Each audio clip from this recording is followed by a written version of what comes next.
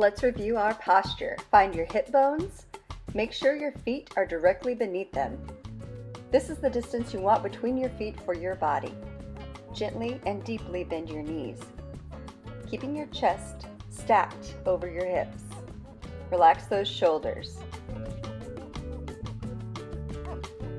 Dispense your weight evenly on your feet. Practice relaxing into this posture, especially if you're new to World Fusion or belly dance. And hydrate.